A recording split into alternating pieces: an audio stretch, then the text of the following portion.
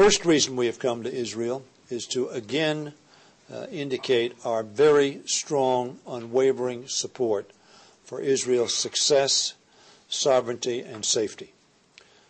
America perceives Israel's well-being as a central and critical component of America's national security interests. Israel is a very strong and steadfast ally of ours, as we are of theirs. We have also come to Israel, of course, to learn for ourselves the perception of what the present situation is here on the ground, what the prospects are for the future, and what role the United States can continue to play to help bring peace and stability to this troubled region. 18 Democratic congressmen, led by House Majority Leader Steny Hoyer, were brought in by the American Israel Education Foundation to learn the situation from the inside and try to find solutions to the challenges facing Israel and the region. It was my perception over the last 4 decades that I have been focused on the issue of Israel, that Mr. Arafat was the single biggest impediment to progress being made in the Middle East and in bringing a resolution of the conflict between Israel and the Palestinian people. The single biggest rationalizer of the use of terror. I think every time I come, there's a nuance or a difference or a change. I've remarked to my colleagues about the development I've seen here in Israel, and in Jerusalem in particular, that's changed over the last couple of years, and just building development that I've seen that wasn't here before. Having just come back from the West Bank and visiting in Ramallah with Prime Minister Fayed, I get for the first time a real willingness to work in a partnership that I had not heard before, whether it was by Abu Mazen or by Yasser Arafat in the past.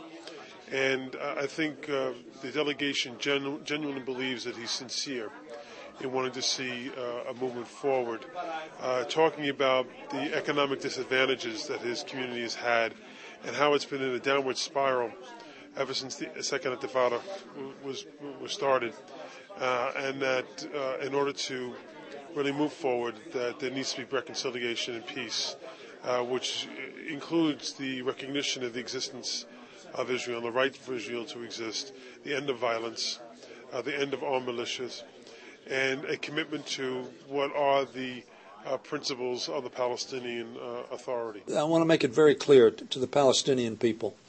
The United States has never opposed the Palestinian people.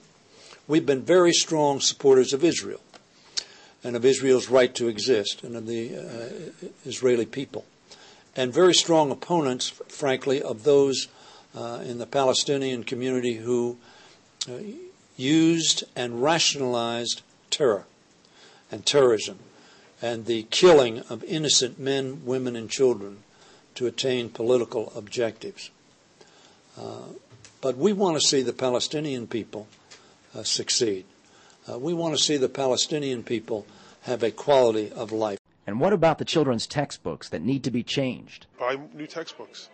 Do away with the old ones. If you're getting it from Jordan, if you're getting it from Egypt, or wherever you may be getting it from, because they're free, if they're not teaching tolerance and if they're not teaching the goodness of people, generally speaking, then maybe it's time to get new textbooks. Maybe it's time to look at some of the programming that they've been using and changing that as well. Has there been somewhat of a stamp? The Republicans are the tough guys that can deal with this kind of stuff, and the Democrats haven't. And does that make this even more important for the freshman Democrats to be able to come in and to be able to say? Well, I think that as it pertains to the issue of Israel, her sovereignty, her existence, that this really has been a bipartisan issue. This really has not been partisan.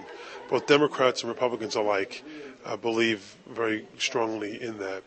I do think that there has been an image that has been developed, and I think in a very willful way by the Republicans to portray themselves as being tough on crime, tough on terrorism, and as though, and in some way the Democrats are weak on these. I had a first cousin who was killed on 9/11. I know, like many Israelis know, what it feels like to lose someone to a terrorist or a terrorist organization.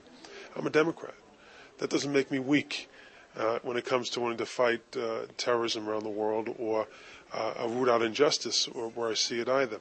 So I think that they may be an image that they'd like to portray, but at the same time, when it comes to the overall issue of Israel and her right to exist, I think we do it in a bipartisan way. From time to time, politics does make its way into this, and trying to, capture the Jewish vote or Jewish support within the United States is from time to time an issue. But generally speaking, when it comes to the issues themselves, I think people will agree that Democrats and Republicans really do see eye to eye on this.